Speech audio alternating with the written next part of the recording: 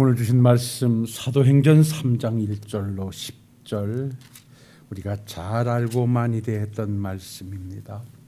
신약성경 190쪽 사도행전 3장 1절로 10절 말씀 받들도록 하겠습니다.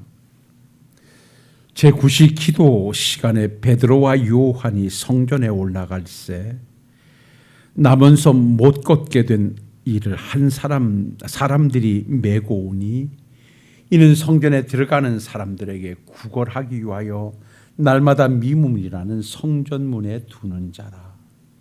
그가 베드로와 요한이 성전에 들어가려 함을 보고 구걸하거늘 베드로가 요한과 더불어 주목하여 이르되 우리를 보라 하니 그가 그들에게 무엇을 얻을까 하여 바라보거늘 베드로가 이르되 은과 금은 내게 없거니와 내게 있는 것을 내게 주노니 나사렛 예수 그리스도의 이름으로 일어나 걸으라 하고 오른손을 잡아 일으키니 발과 발목이 곧 힘을 얻고 뛰어서서 걸으며 그들과 함께 성전으로 들어가면서 걷기도 하고 뛰기도 하며 하나님을 찬송하니 모든 백성이 그 걷는 것과 하나님을 찬송함을 보고 그가 본래 성전 묘문에 앉아 구걸하던 사람인 줄 알고 그에게 일어난 일로 인하여 심히 놀랍게 여기며 놀라니라. 아멘.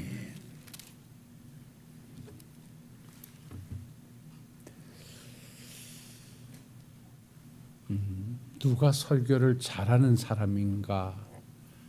라는 질문이 올라왔어요. 누가 농사를 잘 짓는 사람인가? 라는 질문에 답을 해야 돼요. 한번 여쭤보겠습니다. 누가 농사꾼에게 있어서 저 사람이 농사를 잘 짓는 사람이로구나 그렇게 평가하시려면 뭘 보면 아시겠습니까? 예? 그분이 지으려고 하는 농산물의 성장 과정이나 수확량을 보면 이분이 농사를 잘 지으시는 분이로구나 라고 아시게 되겠죠. 매일 아침 일찍 일어나서 농기구를 챙겨 들고 매일 밭으로 가서 농작물과 함께하는 모습을 보고 열심히 한다고는 할 수 있을런지 몰라도 저분이 농사를 잘 짓는 사람이라고 평가하지는 못할 것입니다. 오직 그분의 농사를 잘 짓고 못 짓고의 평가는 그의 결과물을 보면 알게 되지요. 여러분, 제가 여러분들과 함께 오랜 시간 말씀을 증거하며 설교자로 여기 서 있는데 가감없이 여러분들의 담임 목사가 설교를 잘하신다고 생각하시면 아멘 해보십시오. 근데 나는 잘하는 것 같지를 않아요. 어떤 때 보면 내가 잘했구나라고 하다가도 어떤 때 보면 아닌가 그렇게 생각도 들어요. 누가 그랬습니다. 그 목사의 설교의 평가는 성도님들의 삶에서 나타난다 그랬습니다. 목사가 아무리 준비를 많이 하고 아무리 메시지를 연구해서 새로운 메시지를 전한다 할지라도 그 메시지를 받는 성도님들의 삶에 변화가 일어나지 않는다면 그분은 절대 설교를 잘하는 사람이 아니다. 그래서 저는 이 말씀에 답을 놓고 때로는 여러분들의 변화된 모습을 보면서 내가 잘하는구나 이렇게 생각하다가도 어떤 때는 내가 원하는 자리에 여러분들이 안 계신 걸 보면 내가 못하나 또 이렇게 생각을 하고요.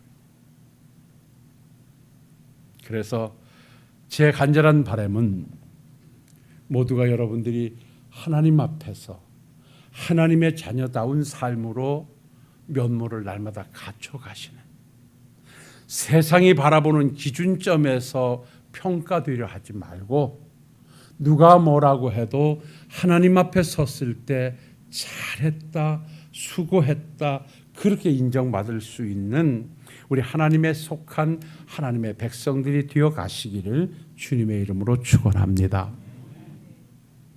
참 나라가 어렵습니다. 어떻게 해서 이 지경이 됐는지 안타깝기도 합니다. 사랑을 외쳐야 할 기독인들은 증오를 외치고, 복음을 외쳐야 할 목사들은 복음 아닌 또 다른 것의 선두주자가 돼서 아우성을 치는 이 나라의 현실을 우리가 목도하고 있습니다. 저는 속한 노회 목사님들에게 늘 당부합니다. 세상의 권력, 세상의 정치, 세상의 어떤 것을 가지고 목사들은 옳고 그름에 앞서지 마라. 그것이 내 기준점에서 틀리다고 생각한다면 그 자리를 기도의 자리로 만들어라. 어차피 세상에는 우리의 복음을 함께 받아가야 할 모든 성도님들 중에는 옳고 그름의 편에 있는 분들이 반드시 계시기 때문에 당신들이 옳다고 할 때 그거를 그르다고 생각하는 성도님들은 복음 외에 다른 것으로 상처를 받을 것이고, 당신들이 틀리다고 말할 때 그걸 옳다 여기는 성도님들이 계신다면 복음 아닌 것 때문에 당신들 입에서 나오는 소리로 상처를 받을 것이니 목사들은 그런 중심에 서지 마라. 제가 가지고 있는 목회론이고 신앙관입니다. 여러분들도 무엇인가 정해진 것이 있을 것이고 여러분들도 지향하는 지향점이 있을 것입니다. 그러나 기독인들은 하나님이라고 하는, 천국이라고 하는, 천국에 속해 산다고 하는 이 목표점에서 우리는 흐트러져서는 아니 되고요. 그것으로 하나님의 나라가 흔들리고 그것으로 복음이 상실되어진다고 하면 생명을 걸고 투쟁해야 될 일이지만, 그렇지 않다면 우리는 변함없이 복음 안에 하나 되어야 되고 복음을 위해서 그 사명에 충실해야 할 하나님 나라에 속한 하나님의 권속들인 줄로 믿습니다.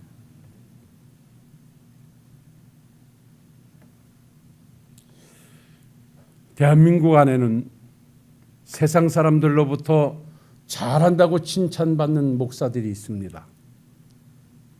또 한쪽에서는 저런 게 목사냐라고 질책하는 목사가 있습니다. 우리는 기도해야 됩니다. 전강훈이라는 사람, 그리고 손헌보라는 사람입니다. 이 사람들은 목사라는 이름을 가지고 있으나 기독교에 많은 해악을 끼치는 사람들입니다. 그 사람들이 주장하는 것을 지향하는 사람들은 그를 훌륭한 사람이라고 합니다. 제가 지난 주간에 그만 차를 끌고 어디를 갔다가, 먼 거리는 아닙니다만은 키를 교회에다 놓고 시동을 건 상태에서 차를 끌고 가서 거기다 세우고 나니까 시동을 걸 수가 없어요.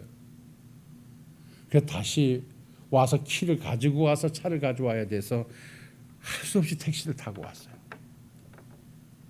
그런데 그 택시 기사가 당신의 동생이 저 목감에서 목회를 한다고 저를 보고 목사인지 하여간 목사 얘기를 쭉 하면서 얘기를 하면서 참 저는 훌륭한 목사님을 보고 있습니다 그래요. 그래서 그게 누구냐 그랬더니 정광훈 목사님이 정말 세상에 훌륭한 목사님이래요. 그래서 제가 그냥 이렇게 또 훌륭하다고 인정하는 사람도 있으니 참 다행이다 그렇게 생각했어요. 이렇게 다 달라요. 제가 이렇게 오늘 설교 시간에 서두에 이런 말씀을 드리는 것은 죄송하지만 정말 지금 매스컴을 떠들썩하게 하는 한 사람이 등장했는데 그것이 또 목사 새끼예요. 제가 욕을 안 할 수가 없어요. 소기천이라는 자인데 이 사람은 살인을 조장하고 장류교 신학교에서 신학 교수까지 하다 은퇴를 한 사람이에요. 제가 가슴이 아파요. 왜 목사들이 이러는가?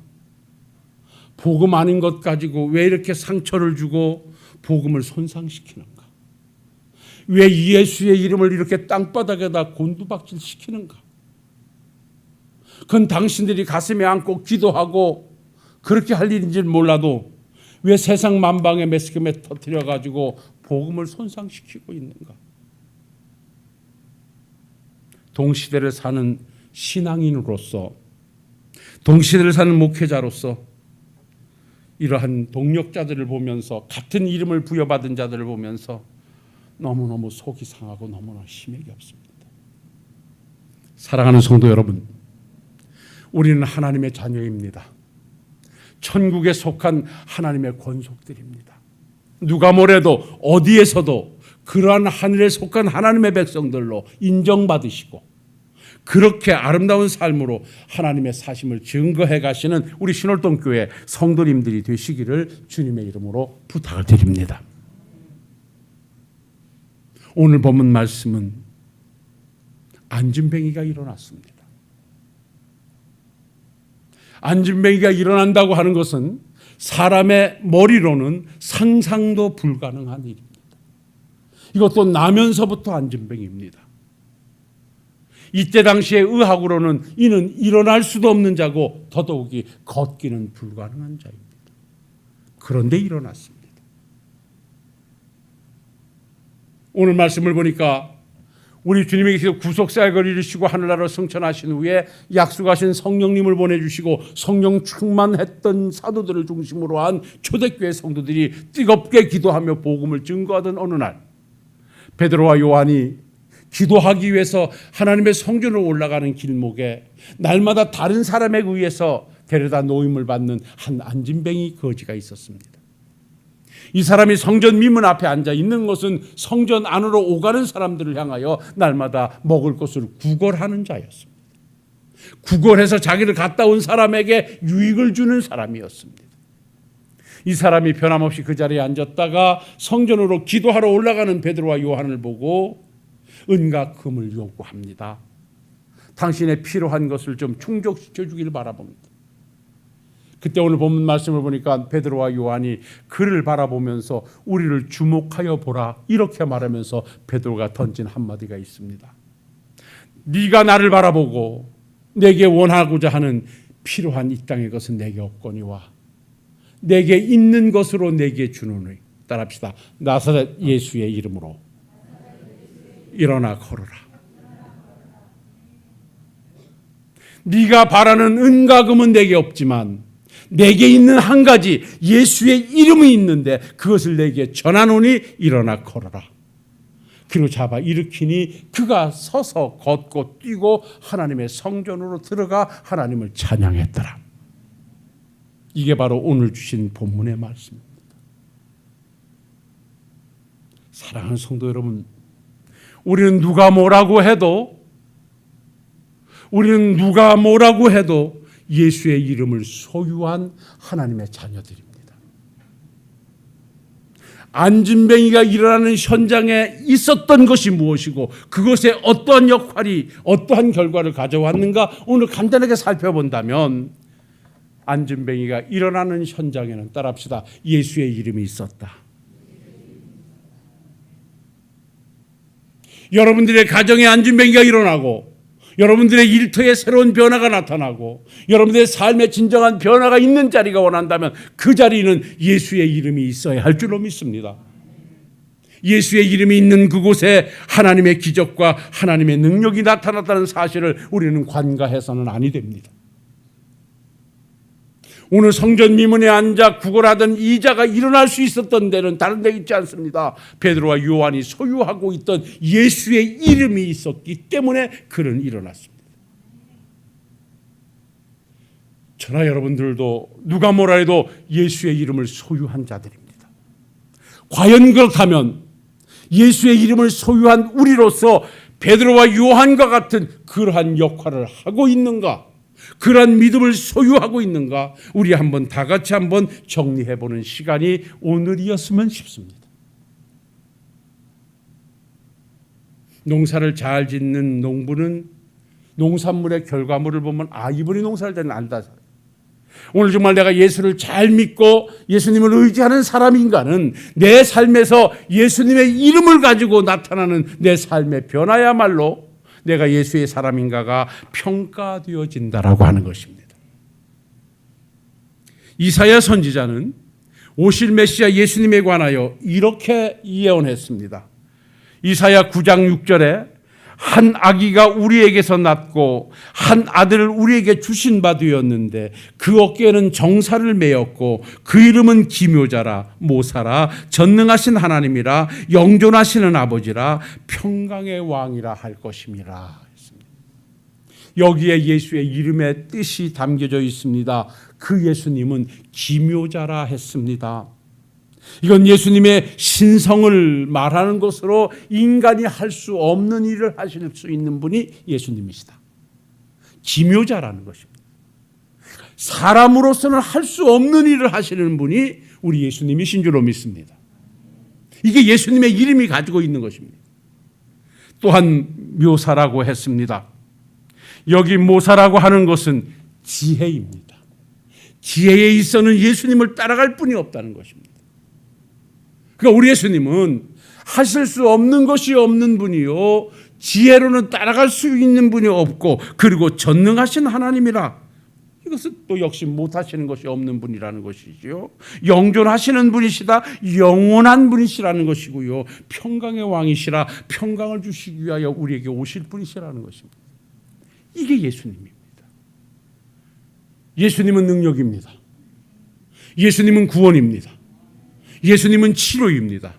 예수님은 변화입니다. 우리가 예수님의 이름을 소유했다면 이 신앙도 소유해야 됩니다. 그래서 내게 변화가 필요할 때는 예수님의 이름을 가지고 주님 앞에 무릎 꿇어야 됩니다. 내 삶의 아름다움을 원한다면 예수님의 이름을 가지고 주님을 의지해야만 됩니다. 오신 예수님에 관하여서 하나님께서는 마태복음 1장 21절에 아들을 낳으리니 이름을 예수라 하라. 그가 자기 백성을 그들의 죄에서 구원할 자이심이라 했습니다. 예수의 이름은 구원입니다. 그리고 또 말씀하십니다. 보라 처녀가 잉태의 아들을 낳을 것이요 그 이름을 임마누엘이라 하리라. 그가 우리와 함께 계시다는 것입니다. 예수는 구원입니다. 예수는 임마누엘입니다. 사랑하는 성도 여러분들이요, 우리 모두가 다 예수님의 이름을 소유했다면 이름만 가지고 있는 거죽신앙이 아니라 이름 안에 내포되어 있는 예수님의 구원, 예수님의 능력, 예수님의 사랑, 예수님의 치료, 예수님의 회복을 가슴에 안고 여러분들 앞에 홍해 같은 상황이 펼쳐진다 할지라도 능력의 예수님이 함께 하시면 능히 해결할 수 있고, 여러분들이 넘지 못할 산이 있다 할지라도 우리 주님의 능력이 함께 하시면 능히 넘을 수 있다는 믿음을 가지고 예수의 이름과 함께 가시는 우리 식구들이 되시기를 주의 이름으로 축원합니다. 그래서 세상 앞에서도 두려워하지 아니하고 어떤 것에 두렵지 않고 두려울 때마다 예수님 앞에 나오면 됩니다. 예수님 앞에 기도하면 됩니다. 라는 믿음을 생성해내신다면 여러분들은 멋진 사람들이요, 예수의 사람들이요, 잘 사는 사람들이신 줄로 믿습니다. 그래서 우리는 이렇게 찬송하지요. 예수님이 누구신가? 우는 자의 위로와 없는 자의 풍성이며 천한 자의 높음과 잡힌 자의 높임이 되고 기쁨이 되시네. 예수님이 누구신가? 약한 자의 강함과 눈먼 자의 빛이며 병든 자의 고침과 죽은 자의 부활되고 우리의 생명된다고 노래합니다. 예수 안에 불가능이 없음은 예수의 이름이 가지고 있는 능력 때문이니 여러분이 세상 환경 때문에 찌들지 말고 낙심하지 마시고 슬퍼하지 마시고 그 자리를 예수의 이름으로 채워서 회복되고 변화되고 새로움을 받은 축복을 받아 누리시는 우리 식구들이 되시기를 주님의 이름으로 축원합니다. 그리고 두 번째로 안진뱅이가 일어나는 현장에는 따라합시다. 그 예수님의 이름을 전하는 자가 있었습니다. 우리에게 주어진 사명입니다. 오늘 베드로와 요한이 주목하여 보는 그를 향하여 베드로가 이렇게 외칩니다. 이르되 은과 금은 내게 없거니와 내게 있는 이것을 내게 주노니 나사렛 예수 그리스도의 이름으로 일어나 걸으라. 당신이 소유하고 있던 예수님의 능력, 예수님의 사랑, 예수님의 치료, 이 능력을 소유하고 있던 베드로가 그것을 필요한 안진뱅이에게 전하고 있다는 것입니다. 여기서 이해가 되어지면 아멘 하십시다. 오늘 예수의 이름을 소유한 우리들이 예수의 이름을 가지고 해야 할 사명이 바로 여기에 있습니다. 여러분들의 삶의 주변을 들여다보면 안진뱅이가 참 많이 있을 것입니다. 아직도 지옥에서 헤매고 있는 영혼들이 있을 것입니다. 환난 가운데 고통당하고 있는 영혼들이 있을 것입니다. 같은 믿음의 사람이라고 하면서도 환경 앞에서 찌들어 있는 식구들이 있을 수 있습니다. 그때 진정 여러분이 능력의 예수의 이름을 소유하고 있다면, 구원의 예수님을 소유하고 있다면, 치료의 예수님을 소유하고 있다면 예수 앞에 나가십시다. 예수님을 믿으십시다. 예수 앞에 무릎 꿇으십시다 라고 예수님을 전하는 사람들이 되어질 때 그 자리는 바로 안진뱅이가 일어나는 복된 자리가 되어질 줄로 믿습니다. 오늘 여기서 이것을 배우시면 됩니다. 오늘 말씀이 복잡하지 않습니다. 베드로와 요한이 예수의 이름으로 구원함에 동참한 그들이 예수의 이름을 간직하고 능력의 예수의 이름을 소유하고 가만히 있었더라면 그 자리가 안진뱅이가 일어나는 기적은 없었을 것입니다. 소유하고 있던 예수의 능력을, 소유하고 있던 예수님의 치료를 그 필요한 안진뱅이에게 그대로 전해주고 있다는 것입니다. 사랑하는 성도 여러분, 우리 교회가 고마운 것은 매주 목요일 날 모이셔서 복음을 전하시는 일이 감사한 일이고 자랑감이고요. 우리는 거기서 멈추지 말고 우리 삶에서 내 가까운 사람들에게 여러분이요 때를 얻든 못 얻든 내가 소유한 예수의 이름을 전하는 사람들이 되어야 됩니다. 어떤 할머니가요 손자를 키우면서 아들이 예수를 안 믿다 보니 이 손자도 역시 예수를 안 믿는데 할머니의 바람은 내가 가는 천국에 이놈도 들어갔으면 해서 날마다 기도하면서 학교 갈 때 잠깐 붙잡고 기도해주고 아프다고 하면 기도해주고 원하지 않든 항상 기도하면서 예수의 이름은 모든 것을 할 수 있다고 그야말로 주입식 교육을 시켰대요. 그런데 어느 날 그렇게 주입됐던 그 예수 그리스도의 이름이 그가 예수 앞으로 나오는 계기가 되어졌대요. 여러분이요 새끼 이길 부모 없어. 포기하면 그 새끼는 영원토록 그 자리에 있을 것입니다. 우리 팔남매 중에 제일 뺀질거리고 예수를 믿는데 열심히 하지 않는 한 놈이 있습니다. 그걸 내가 누구라고 말하긴 그렇습니다만 그게 장원수입니다. 근데 우리 어머니가 보면 항상 눈을 헐키고 항상 뭐라 합니다. 뭐 알았어 항상 그럽니다. 그럼 내가 알긴 뭘 알아 이마. 그래도 항상 어머니 보면 뭐랍니다. 그러다 보니까 뭐 부인이 권사가 돼서 그런지 하여간 주일날이면 교회를 나가는 걸 볼 때 나는 우리 어머니도 한 몫을 하고 계신다고 봅니다. 듣든 안 듣든 짜증을 내든 뭘 하든 보면 잔소리하는 것입니다. 보면 예수를 전하는 것입니다. 보면 예수 앞에 구원이 있음을 말하는 것입니다. 여러분 그 자리가 안진뱅이가 일어나는 자리가 됩니다. 여러분 세상 일도 그렇잖아요. 내 한마디 딱 해가지고 뭐가 변화된다면 안 할 사람이 누가 있어요. 평생 해도 안 되고 눈물 흘려도 안 되는 일이 세상의 부지기수인데 한 영혼을 주께로 인도하는 일이 어찌 그리 쉽겠습니까?